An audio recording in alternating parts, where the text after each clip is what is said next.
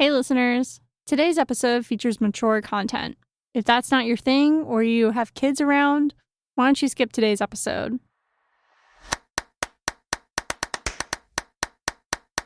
From Rixie, this is Frameform, a show about movies, moving, and everything in between. I'm Hannah Weber. I'm Jen Ray. And I'm Claire Schweitzer. Hello, welcome everyone. It's another day in the week, and you came here to listen to us. And guess what? We have a guest on today. We're going to be talking about dance scenes in movies, so dance in film. So if you like movies that are narrative, that are maybe not dance, screen dance films, like this is the episode for you. So today we have my friend, colleague from graduate school, NATHAN SCOLL. Nathan. Hi. Welcome, Nathan. Hello, Nathan. Welcome to the podcast. I'd say thank you. Thank you for having me. I'd say hello in a variety of languages. If I knew where we were most popular. We are definitely charting in Brazil Okay. at the top. Bom dia. Is that just hola then in Brazil? I know that's Spanish, but is it hey? Oh, bom dia. Bom dia, oi, tudo bom, tudo bem. Bom dia, hey. I know Bailar Funk because that was a dance music movement. I know dance music. Okay, so what's up, Brazil? Yes. I have a Brazilian CD in my CD player right here, I believe. So even if I don't speak Portuguese. The fact you even have a CD player is pretty amazing to me. I'm weird. Nathan has a very big CD collection. An embarrassingly large CD collection and DVD. And I have a CD player. I have one too, but I also have a VHS player. I like the old media. yeah, my VCR hasn't been plugged in years, but I do have it in case. And I have an embarrassing amount of analog media because I like it. And I need it oftentimes because a lot of stuff I want to see is not streaming or otherwise easily available. So, anywho, hello to Brazil and wherever else then. So Nathan, why don't you introduce yourself? I mean, we're so happy to have you here. So Okay, I'm happy to be here. I did an undergrad in film. I grew up in Los Angeles and just immersed in the film industry and, cable TV basically became a thing right as I was becoming a thing. And I couldn't care less about sports in a lot of ways. So I watched, I got very familiar with film by watching cable and seeing all the movie billboards around town and living by studios and so forth. So I majored in film as an undergrad and then wanted to be a film professor. So did a master's at San Francisco State. And I knew from my research I was going to have to spend a lot of time with a few movies and go deep. So I'm like, well, I should probably watch stuff that I already like, which was dance movies. Because, as I said, actually, I didn't even necessarily make this connection, but there was this channel called Z Channel, which was a local cable station. It was a premium, but it was really artsy and for cinephiles. And they would show screeners sometimes. So I remember they showed a screener for award consideration of Dirty Dancing while it was still in the theater, and we videotaped it. So we watched Dirty Dancing all the time because it's like, ooh, we own this movie that's still in the theater. So that gave me a hankering for Dirty Dancing. And then I went to BYU, Brigham Young University, for my undergrad, which is in Provo, Utah, which is where they filmed Footloose. And Footloose, in case you haven't seen it, is all about a kid who's like a city kid who winds up in a small, religiously, oppressive town. Well, I was feeling that a lot and started going dancing a lot to have a better time and break the monotony. So Footloose, I didn't see Footloose all the way through till I was a college freshman, but it really spoke to me. So when it came time to pick my research to do my thesis for my master's, I was like, I should do dance movies. And here we are now. So I did that for my master's thesis, and then that's been my doctoral dissertation as well as expanding that. And I am almost done with that. I have some final revisions to do over the next 48 hours, and then I'm pretty much done with the main part of it after a long time. And I know Hannah, because I hated said PhD program at first. And I was like, I'm not going to do this for 5 to 7 years if it's going to be this annoying and pointless. So what are my options? And I was like, well, they have an MFA program and I can do that pretty easily and pretty quickly. So let me apply to the film MFA. And if I get in and still hate my PhD, I'll just switch. And if I get in and stop hating my PhD, let me see if I can get the PhD to pay for most of the MFA. And that's how it ended up working out. And because of the dance movie academic research, I did my MFA portfolio work on dance movies. So I made a video essay about dance movies in my research, and then I made a little dance movie of my own and hope to expand that into a feature at some point. But first things first, you know. But that's the gist. And that is all to say, I have thought very deeply about dance in popular movies, you know, globally to an extent, but especially as far as the Hollywood industry or Hollywood adjacent industry. So something like Strictly Ballroom is, for all intents and purposes, a dance movie in the Hollywood sense. So it's Australian, but that's the type of movie that I spend a lot of time with. But, you know, in researching and amassing it and thinking about it and contextualizing it, I've certainly, like when Hannah and I spoke about what we might want to discuss on this show, I was like, well, this, and this do this in these movies, even though they're not dance, and so on. So I hope, have good things to say, and I'll shut up now and be a respondent rather than a chatterbox. Well, before we get into the 3 films that we picked for today, I'm just wondering if you have one film that is your absolute favorite or something that you love to hate. Yeah. Dance movies, I'll say this. Now that I'm several years into and kind of in the home stretch of the main work, because I'll probably revisit this, you know, the idea is that the dissertation will be a book, and then from there, I'll be the dance movie scholar, you know? So I'll probably revisit it down the road. But for all intents and purposes, having done the broad overview now, I will say the movie that most impressed me, the more work I did with it, was, of all things, Stomp the Yard. Okay. Which I wouldn't have anticipated. I wouldn't have anticipated that. Because, you know, I saw it when it came out and I was like, yeah, it's fine. But whatever. It's intricate, though. It's very intricate, and it's got a little too much going on. But most of it works, and it's really inspirational in some ways. So I'll give you a brief overview. I mean, you basically have 2 big cycles of dance movies. You have the one from Saturday Night Fever to Dirty Dancing and Hairspray. Then you have a few scattered ones in between. And then you have basically Center Stage and Bring It On till the present, which I would include like Work It. But, you know, they become more and more woke, so to speak. And unfortunately, you look back at something like Hairspray or Dirty Dancing, which are great, but their racial politics are a little dicey, even if their heart's in the right place. They're not as bad as something like Flashdance, where she's basically just like stealing breakdance moves and getting her own success out of it. Okay, by Hairspray, you have kind of more fusion, but it's still centered around a white character. And then you have movies like Bring It On, which are kind of a response to that, and it's white guilt, but it's still focusing white issues. And one thing I really liked about Stomp the Yard is it's insular. It's all about their own experience. It's about navigating modern America as a black male and a black scholar and a black dancer in a lot of ways, but it trusts its own convictions and doesn't have to try and make it ostensibly more palatable to white viewers or assume that no one will want to pay attention if it's not centered on a white character. So that's one reason I really like Stomp the Yard this time. I will always love Dirty Dancing and Footloose for the reasons I already discussed.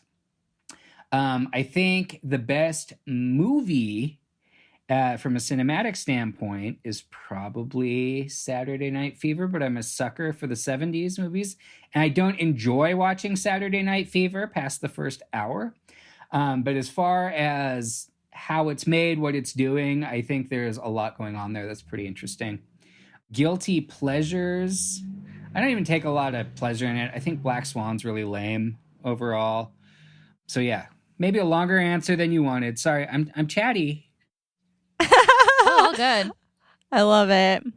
I'll say this too. Fish Tank, I recently rewatched, and a lot of people wouldn't think, oh, Fish Tank's a dance movie. I think it's a dance movie. And Fish Tank is like, I liked it a lot when I first saw it. And I watched it again recently. I was like, oh my gosh, Fish Tank is like so good. So Fish Tank can stomp the yard. Yeah. And even when you mentioned Dirty Dancing, I mean, something that we've talked about on this season of the podcast is like gender and age appropriateness and youth culture and all of these different intersections with dance. And I think that's something really interesting, that as soon as you have a movie that's about dance, there's all these other layers to it. So definitely, as you mentioned with race, is definitely something that we see where we look back and we cringe. And when we get these good examples, we really want to highlight them. So hopefully today we'll get some examples of movies that are not dance movies specifically, but use dance in a way that is creative or have some depth or some sort of informed perspective that the three of us as dance cinephiles or as dance people and film people noticed and said, okay, this is something that needs to be pulled out and recognized and unpacked a little bit.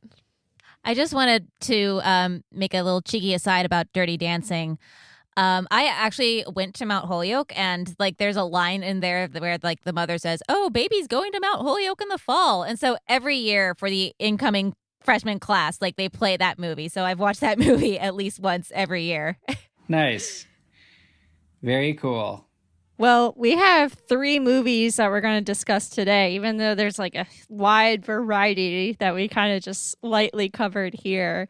But today we're going to start with The Big Lebowski, Coen Brothers flick. That is a 1998 film. And this scene is the quintessential gutter ball scene starring the dude and Maud Lebowski. Now, we can't go any iconic with this film. I mean, with its Busby Berkeley styling, and I mean, the dude just kind of dancing, looking, I don't know. He's just a funny kind of guy in this scene, and I love the moment where he's playing the bowling ball underneath the lady's skirts, and then he turns up looking underneath the skirts there, and Which they pranked him. I don't know if you knew that, but some of the dancers were not wearing underwear. I thought some of them weren't wearing underwear or had like put on prosthetic hair or something to like. So I heard they definitely were wearing underwear. Jeff Bridges was on Conan, and he said that the second part of what you said is what I heard, that they stuffed like fake hair from the costume department to make some pretty lush protective overgrowth, and to top off the awkwardness. So in that way, like, the dancers have the last laugh, because I mean, I'm going to get into this later on this scene. I can't imagine what it would be like to be like, oh, I finally got into a movie. Yeah, my role is someone looks at my skirt. Oh gosh. Like, what a great big break. Like, what a big break. Tell your family about it. But it's such a great reaction shot, too, for Jeff Bridges. I mean, his eyeballs are like, they look like they're about to pop out of his sockets there. I mean, he literally looks like he's just like in a craze of something. Well, it's part of the humor with this scene, because like definitely referring to Busby Berkeley, like there's ways that you can refer to his work. You can refer to it on a technical level where you're seeing these overhead shots, these geometric shapes or these ripple effects, but you can also refer to it with like that gaudy camp and like the overacting in his face. It totally reminds me of the facial expressions you see. Like this scene in particular is referring to 42nd Street and Dames and just these classic films that when you put them in a more contemporary context, you can see just how goofy it really is. Yeah, and I think it's worth noting that the Coen brothers have such a I mean, their work is just so rangy, like as far as like the types of stories that they tell, and like, my two favorite movies are 2 very, very different movies of theirs, but they're also very, much classic Hollywood nerds. Like you can probably see in something like Hail Caesar, like they have like such a incredible knowledge and some sort of like a winking eye reverence to it in a way, in that, okay, yeah, this was completely ridiculous, but look what came out of it as well. So what do you guys think of what the function of the dance scene is? Well, I think a lot of times when you see dance in a movie that is not a dance movie, it's to show some sort of like heightened reality or something that's surreal, like a heightened experience or emotion or a dream sequence. And I think this is, obviously like a dream sequence or a fantasy. And I think that it's really interesting how that's just on a surface level, but on another level, this is really like a non-dancer's perspective into dance. Like, it's objectifying. Oh, look, they all have the same body type and they look so picture perfect. And it's just, it's kind of ridiculous and perpetuates this like narrow standard and is very much an outsider's look at what a dance scene might be in a movie versus some of our later examples today, I think are more personal and artistic and actually integrate it in a better way. But that's kind of where the comedy of this scene really comes from. Yeah, I think I agree with everything she said. And this gets into some broader theory, and I'll keep it brief. I don't want to be like, tweed jacket film nerd.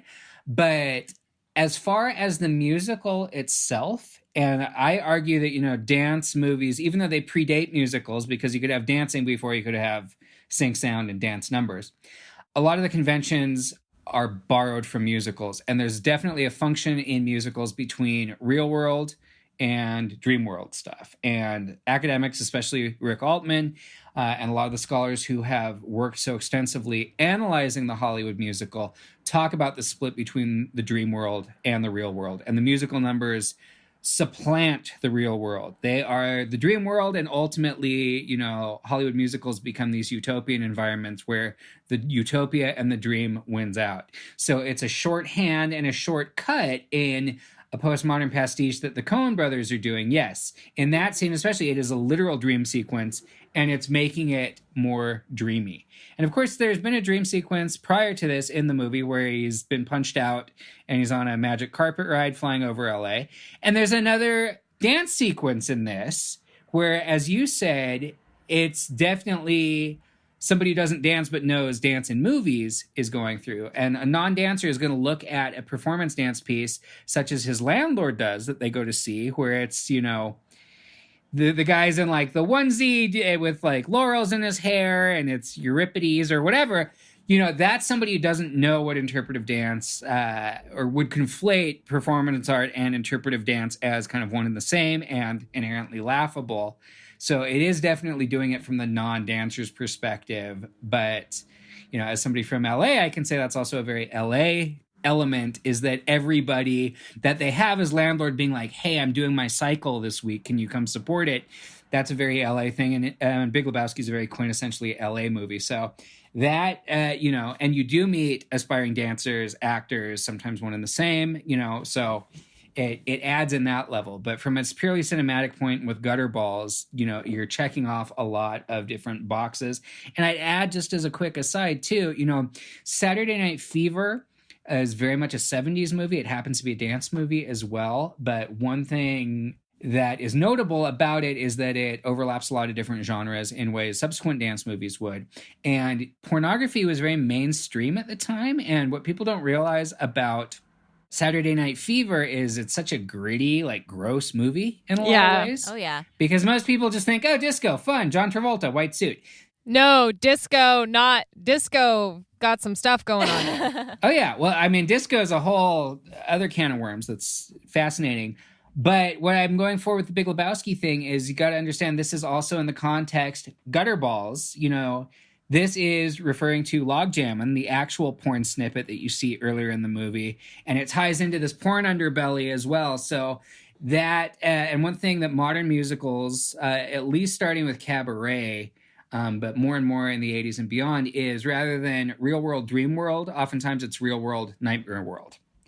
So it's very modern in that sensibility because and very postmodern because it's going for the dream world thing, but by having this undercurrent of Saddam Hussein showing up in the thing as well.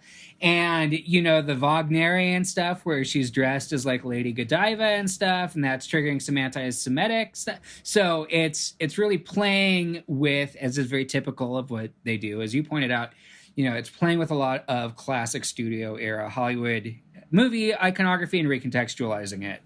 And sometimes it's not even for a highfalutin purpose. If they were listening to this, they'd kind of be mocking probably the pretense that we bring to this. If you have read any interviews with the Coen brothers, they mock a lot of this type of stuff. So that doesn't mean we're wrong to say it or incorrect in our assessments, but. Totally. And then the ending is just, definitely puts it into nightmare territory. I won't spoil it for anybody, but definitely you think you understand where the scene's going, and then it definitely surprises you at the end. And I think that, just touching on those elements you talked about of using, iconography from popular culture, I think that the fact this is so easily digestible and recognizable, and even people that don't know dance can recognize these visuals as like, oh, that kind of looks like a vintage musical. That contributes to the fandom and the popularity of it. And, connecting this dance movie or this non-dance movie that uses dance to one of the dance movies we mentioned, like Dirty Dancing, this also has a cult following, and there's like a Lebowski Fest convention that actually happens every year. Probably not this year because of COVID, but it's just crazy how dance kind of amplifies these movies and makes them so memorable. Well, and I should add too, and it just occurred to me, even the Hotel California scene is a great example, because you have the Gypsy Kings singing Hotel California in Spanish or some dialect of like Roma language and putting that spin on it as John Turturro dances in slow motion after his, strike and things. And I got to add too, not to be such a chatterbox, but just, one of the other big genres, I'm not going to say all dance movies overlap with pornography, but there's an ingredient in Flashdance and Dirty Dancing, and a lot of the earlier ones, certainly, that has kind of that underbelly. But overall, dance movies consistently overlap with sports movies. And Big Lebowski is conflating the two. And I'd never even thought about that before. But I think that's one reason that scene works too and is so memorable, is because of the dance element. Because he is, doing his little jig to the song after he rolls the strike, and he's in the weird purple outfit and so forth. So dance and bowling. And again, with like the Bugsy Berkeley, they're the bowling pins. They're set up in a way like bowling pins, very formational, symmetrical, and even. So yeah, dance and sports. Though, correct me if I'm wrong, is the dude ever actually seen bowling in the movie? No. Right. So this is actually, this to me adds to the fantasy sequence, to this, Busby Berkeley-esque sequence as well, because him with Maude doing that bowling motion is the closest thing he does to actually bowling a ball in that movie. And I think it speaks to the level of, trying to live in sort of like this idea of a world rather than actually like being a part of it, or something, kind of like embodying the fantasy of a space without actually being a real part of it. You could say this scene really ties the movie together. Well played. We can just wrap here. You're not going to get a better line than that. Hold for applause. I agree. Let's jump into our next movie pick of the episode, Romy and Michelle's High School Reunion, directed by David Merkin. This is 1997. And we're specifically talking about the last iconic scene where Sandy and Michelle and Romy, they get together and they have their dance at the high school reunion to show everyone off. Now, how does this scene seal the deal? Like everyone thinks that this is like the scene that like kind of resolves everything. My question is like, why? I think that dance doesn't have that barrier to it. Like someone could design an outfit and have models wear it, and that could be a form of their expression, or they could make a film, or they can make a painting, these external things. But when you're dancing, it's you. So when you really rock a dance, or when you perform that choreography or do that improv, that is absolutely you and your spirit and your body and your ideas. And I think this is just the ultimate vengeance scene. But, this is just this idea of vengeance, and they're not doing it in this violent way. They're just showing, like, we can be elegant. We can wear our outfits that were approved by our Vogue editor friend, and we're going to be so coordinated and graceful and just we need no words. I think it's such a great scene. I absolutely love this. Yeah, I agree. I love this scene just because of how ridiculous it is. I think it just proves to everyone that they can be better. They are better than who they were. And at the same time, though, I get very confused. Like, oh, okay, like Sandy gets Michelle in some kind of way, and where did this all come from? And they say that those dancing at the club was, a good idea. Like, and it's like, oh, the joke is like, all those nights dancing at the club or going to clubs every night really paid off, Michelle. Yeah. Yeah, exactly. It's like, oh, wow. It's like, what kind of club are they going to, I love the quote. I think Merkin was interviewed about the film, and he said that the scene works because it's not over the top perfect, but it has a level of skill that's hilarious. So it's one thing if like dancers, or if, we have non-dancers who are just like sort of, doing their interpretation of dance, but like the performers are very, Mira Sorvino actually had some ballet training, and, Lisa Kudrow wasn't a dancer, but still, like, and I mean, Alan Cumming had his, theater work, and I also want to give context. Watching the movie for this episode was the first time I ever saw this movie. And I watched the dance scene before I saw the movie. Well, with Romeo and Michelle, again, we're dealing with a real world versus dream world, and the dream comes true and usurps the real world.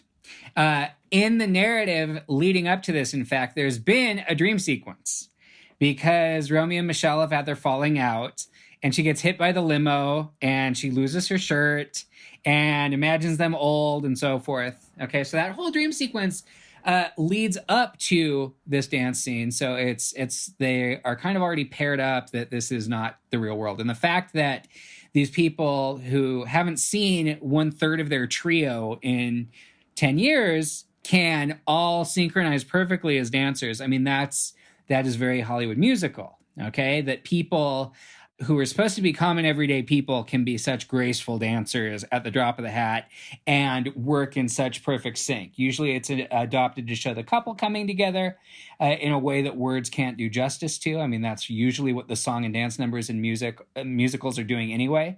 It's living the dream world out and showing that the common, average people can magically aspire this too. So it's a lot of wish fulfillment and fantasies. And in the narrative at that sequence, since it's basically a near climax to the whole movie, you're getting, that's like right after Romeo and Michelle reconcile. So you have the dream sequence, the reconciliation, then the dance scene to kind of seal the two together. And that gets them their revenge over everyone else, is that they're, coming together as this trio and this unit and in perfect sync. So it's still working on a lot of the same narrative logic of Hollywood musicals and that whole dream world, real world split. Plus, I would say offset with the earlier dance scene where you do see them in the club and they're dancing like complete dorks in a wonderful way. Because I watched that. I haven't seen Romeo and Michelle in a while, but I love it and I used to watch it a lot. I would laugh a lot at because they start in synchro and they're doing this like really lame, mosey, like country western move almost, and then start just freestyling, spazzing out, and the movie's so rooted in the 80s anyway that a lot of 80s movies have these dance sequences shoehorned in because dance movies were so popular. So it's still playing along with that, but this is showing that they've gone from these dorks, even though she has the line of like, all those nights of going to clubs every night really paid off, or whatever she says. We see what the nights at the club are really like early on, and that offsets how nicely this number comes together with its, pirouettes and sautes, jetés, catch and release. I know pas de deux and I know pirouettes, and that's why I'm just the guest. Well, and something else I appreciate is, as you pointed out, the way this dance sequence fits within the narrative. I found that when I was in film school, the perspective that the film, quote unquote, film people had on dance was that it was just spectacle. It didn't serve any narrative purpose. And even when you have writers like Altman talking about dance in the dream world, he also speaks about the function of dance for character development and character expression and showing very much like these real world traits that anchor us in the story. And with this film, like the same song is used in another scene where Michelle, Lisa Kudrow's character, offers Romy to dance with her when Romy gets stood up by some guy, so it's like it echoes back to that earlier scene where if you literally didn't see the movie and you only saw those two scenes, you could understand the entire movie and be like, this friend was here for her other friend, and then all this stuff happened, and we don't know who this nerdy guy is, but here they are as a cohesive unit at the end, and all is well, and everyone else is super jelly.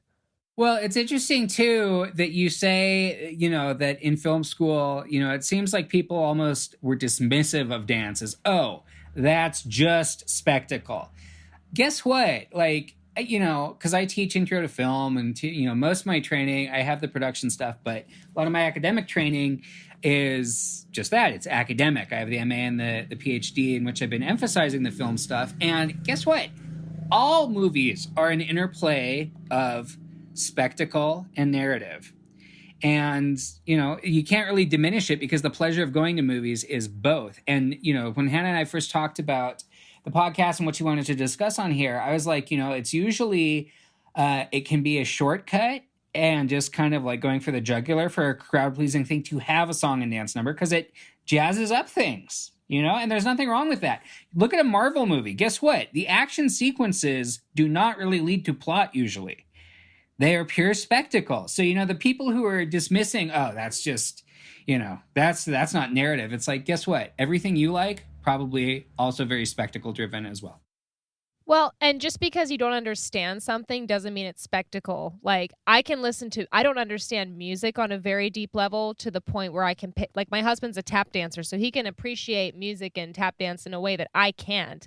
And it's like, when you understand how the techniques work, that becomes the art, and that becomes, if even though it gives you that wow factor of a spectacle, it can have more of an intellectual or an emotional experience to it if you actually understand how these things function. So that's hopefully something we're doing today. So hopefully something we're able to do with conversations like this is say, okay, yes, this is a really funny scene in this movie, but here's actually why it's amazing. So now we're going to segue into our last pick, Burning, which is a 2018 South Korean psychological thriller directed by Lee Chang-dong. And this dance sequence, I would say it's not the only one. There's like another scene with one of the main actors that is, she's a pantomimer. So every now and then you see her actually move throughout a scene with dialogue, and she moves really well. I think anyone who listens to the show knows that I'm drawn to kind of odd things or unconventional things. And that goes for like really odd, interesting uses of dance in movies. Like other films. I mean, the two other films that popped into my mind were Dogtooth with the weird Flashdance sequence and the Oscar Isaac jamming in Ex Machina. Those were my other two like top picks. But for this one, I mean, first of all, I am a huge Haruki Murakami fan. And this is really the first film that's brought, like, really communicated the experience of what reading Murakami is like to the screen. And the dance scene in particular, setting up some context for the mi. So the lead character, or I suppose we're calling him the lead character, Jong-soo, runs into an old high school acquaintance, Hae-mi, and they start reconnecting, and they start seeing each other. Then Hae-mi decides to fly to Africa, where she meets a very mysterious man named Ben, who's played by Steve Yeun from The Walking Dead. There's a lot of, there's some a love triangle element to it, but there's a lot of, I wouldn't exactly call this movie a crowd pleaser. First of all, it is a very long movie, and the grip on reality is not quite clear. So there are a lot of interesting fan theories about this movie online, straight from is one of the characters, dead halfway through the film to, did that particular character actually exist, sort of things. But I chose the dance scene because it really is one of those. Well, first of all, the scene itself is loaded with meaning. So in this scene, we're at a point where Ben and Hae-mi visit Jung-soo at his parents' farmhouse, which is located close to the demilitarized zone, like the North Korean South Korean border, and essentially they're smoking pot, and then Hae-mi decides to get up and do a very slow dance with Miles Davis playing. Earlier in the film, she's described a dance that she picked up while she was in Africa, which was like the Little Hunger dance, which was like the dance that you perform when you're hungry, to the Great Hunger dance, which is the dance that you do like if you're hungry for meaning, if you're trying to search for meaning. And in this moment, she is doing this very long Great Hunger dance, searching for meaning in a way, and in a moment of incredible danger as well. Location wise, that really does speak for itself. She's essentially dancing topless with North Korea in the background. And we're also at a point in the movie where the person that she's also, sort of taken up another relationship with, Ben, is starting to show some very signs of being very sinister. Like every time she gets up and dances, he yawns, as if like this is something that's, boring or uninteresting to him. And it's immediately after this scene that he describes his love of burning greenhouses. So there's a sense of danger involved in this scene as well, in that this is sort of like, I almost see this as sort of like a last gasp of life, or last gasp for, in order to find this meaning for Hae-mi. Because after the scene, or at least after she leaves, the farm, we don't see her in the film again. And we're never given a clear explanation of what happens to her. I mean, you can tell, and by the way, great pick, Claire. I hadn't seen this, even though it's on Netflix. And I mean, how cool is that we have a South Korean film on Netflix? This isn't something that I saw advertised on Instagram, or I heard my dance students buzzing about. So it's good that through streaming, we can get all these other international options. And I haven't seen a lot of South Korean films since I was in film school, which is obviously my bad.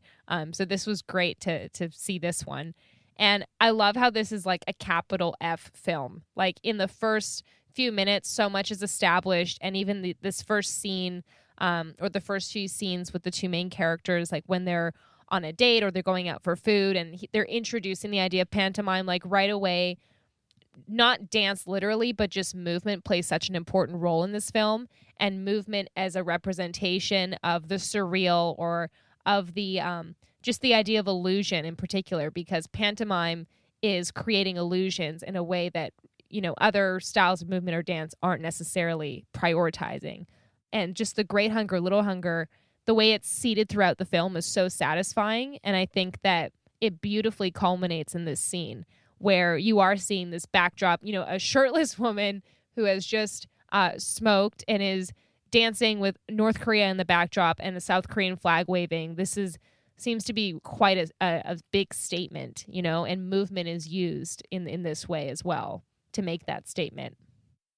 I love that both of you, Jen, you just said like illusion, and then Clara, you're saying like there's like these like conspiracy, or not conspiracy, but these like theories of hacks online are saying like maybe she was an illusion all along. I mean, they're talking about like the well is gone, and this whole sequence of her dancing along, it's like the camera barely leaves her until the very end of the shot. So it's like that last like hurrah moment that you really focus in on who she is in the film, and then it's gone forever.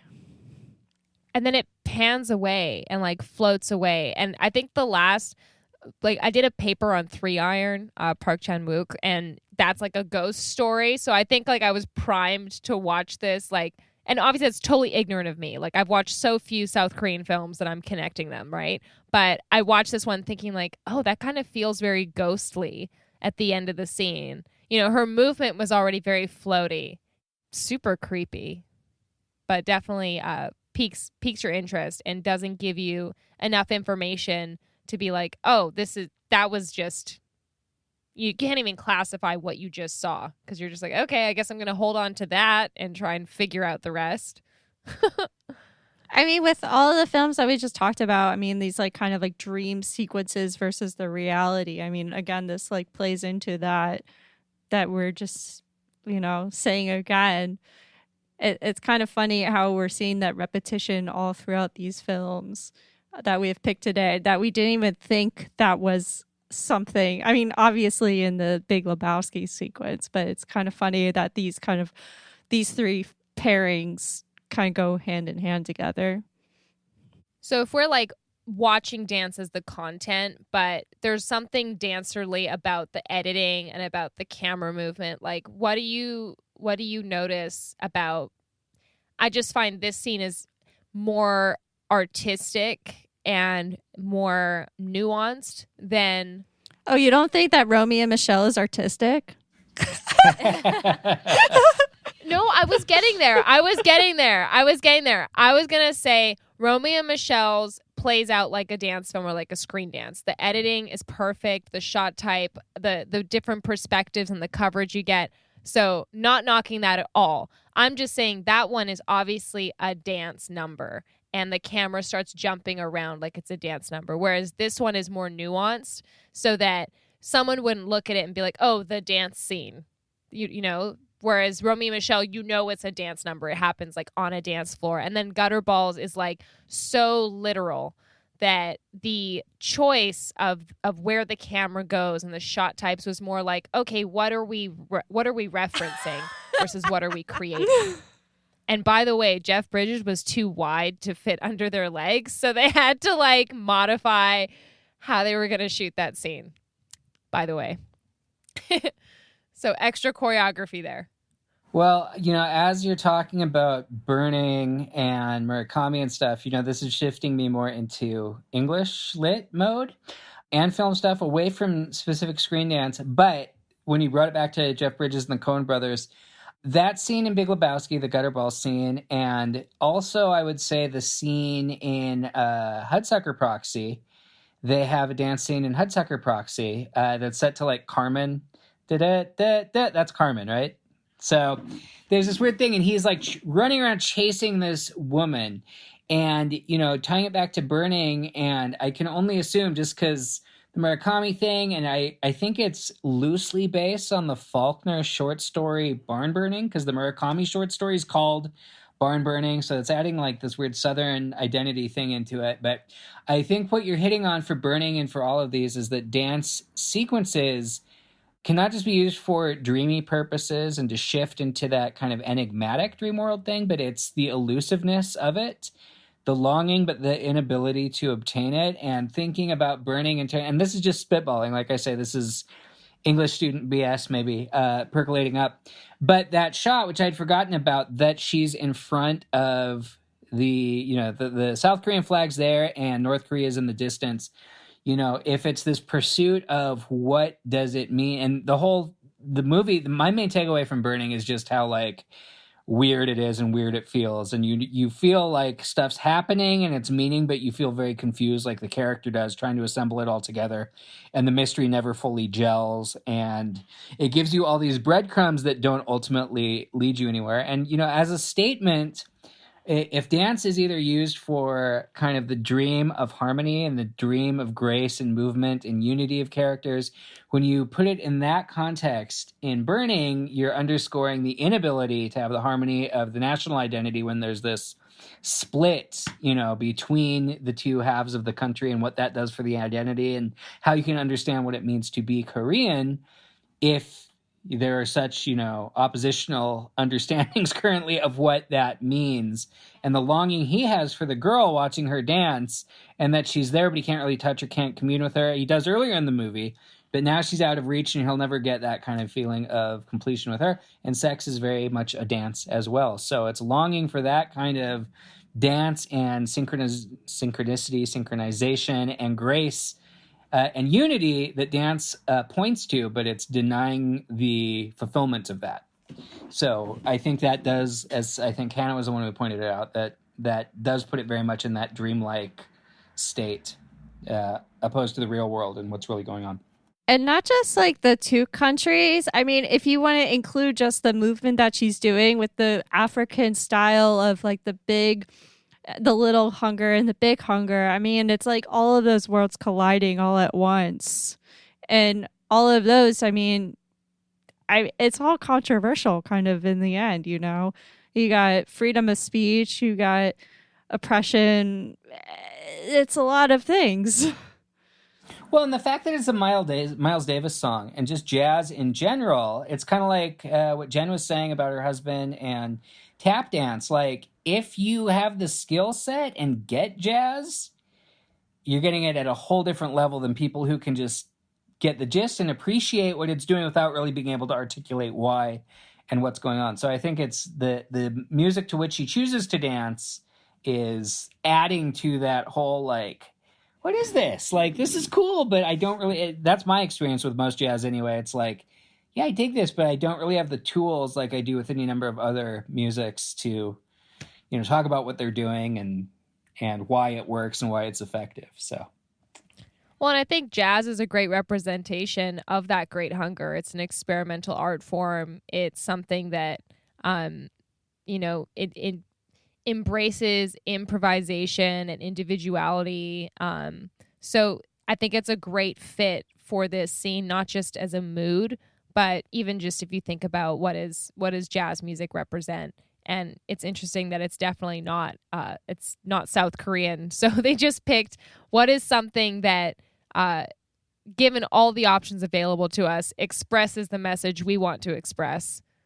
And I actually wanted to chime in on that because circling it back to Murakami, I think there was a great New York Times bingo card of like Murakami tropes that involved, like, you know, cats, people talking to cats, disappearing cats, jazz music. And if you ever read a Murakami book, there's always like some kind of moment of ennui where someone like puts on Ornette Coleman or someone puts on like, you know, some kind of jazz on the turntable. And like, this was one of the first times where I was like, I feel like I'm, you know, this is the first time I feel like I'm watching this kind of vibe on screen, or like this kind of like feeling of, you know, some kind of ennui on screen. And I think this film tries to get at that too. Like, the film represents that great hunger. It's not just trying to show you a narrative. It's really trying to push these artistic boundaries. It invites you to think on that level straight from the very beginning. Like, even talking about pantomime and inviting you to have that suspension of disbelief, basically, and saying, you know, this can be real if you want it to be real, or you can completely undo it with your mind. And I think that invites us to take even these more experimental moments with the dance to really investigate what is she trying to show, because we see her do these movements with her hands, like, you know, showing the tangerine being peeled, but this is something a lot more abstract, but we're still invited to question it and take it very seriously. Yeah, I love the quote, don't think there's a tangerine there, just forget there isn't one. I love dance on screen. I don't understand how people couldn't, because it's so inherently cinematic, because, you know, cinema can play with space and movement and time in ways no other media can, and dance is uniquely suited to what cinema can do, and vice versa. So I'm always happy to see a dance movie or a dance scene in a movie, whatever its genre. Totally. And this conversation represents the desire to actually understand what it means, instead of just do the popular thing of saying that's hilarious or that's ridiculous or that's just spectacle. So thank you everyone for tuning in. Thank you everyone here for participating in this conversation. And this will not be the last episode we do talking about dance scenes in movies. So we do have an email. Reach out if there's something that you really want us to cover. We definitely want to hear from you. And Nathan, we want you back on the show for another dance I love this stuff. in this film is fun. episode, because I mean, it's always one, I love talking to you, Nathan, and just, you know, it's always a great unpacking of all of this kind of content. Just because, like, you know, the three of us as dancers, I mean, we all grew up watching those kind of films, and I mean, like, it's not. We didn't really know screen dance before anything, and only dance in movies is like kind of like that gateway into making movies that are specifically only focused with the use of dance as a tool. So it's great talking about this and really diving into what the underbelly of the meaning of the dance in the movie itself. Well, thank you. Thank you for having me. Always happy to appear. And I have no shortage of theories and BS, some might say. But like you say, with dance in general, some people are like, that's silly or that's cool. But, you know, it can be both. So always happy to discuss such things. Awesome. Thank you, Nathan, for appearing on the show again. And yeah, if you want to check Nathan out, the links are in the show notes, as well as all the other stuff on here. Oh, I'm on IMDb, too. You can see movies I've worked on IMDb. So sorry. That probably should have been first. Shows you how active it is on my mind these days. But anyway, thank you again for having me. I can't believe it, but this is like our second to last episode of the Frameform season. No! Oh my gosh. I can't believe it. Like, we actually did like pretty much we did a full season of episodes about dance film. Can you believe it? I can't. I mean, I can't believe a lot of things that are happening in 2020, but I sure can't. Well, actually, it's been a dream. Yeah. Though, I mean, now it's here. Both of you, but actually, yes, I can believe it because you both are fantastic co-hosts and, have really kept this, keeping the ball rolling day in, day out. Thanks, Claire. I have really enjoyed working with you two. We make a good team. I will say we make a good team. Yes, we do. But, it's not just us as a team. It's also the listeners, you all in your headphones, speakers, cars, wherever you're listening. I mean, you also helped us get to the place that we are today, and we want to thank you for being a part of this. But with all this said, we would love to hear from you, and we have our email account just waiting for you, frameformpodcast at gmail.com. We want to hear what you thought about season 1. We would love a comment card from y'all.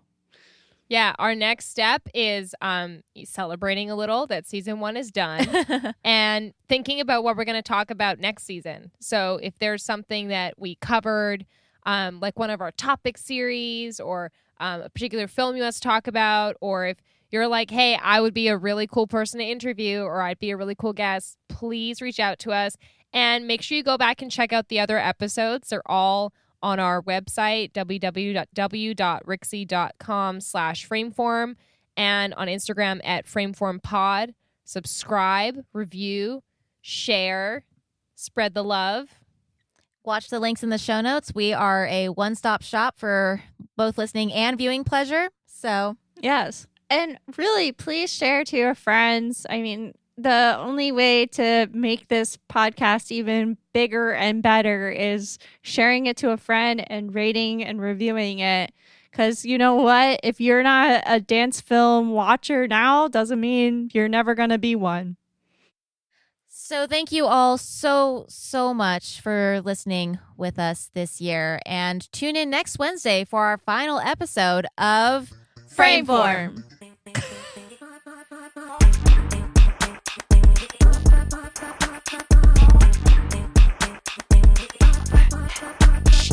Frameform is a production of Rixie, hosted by me, Hannah Weber, Claire Schweitzer, and Jen Ray. Edited and mixed by myself and Mason Carlton. Thanks for listening. We'll see you next week.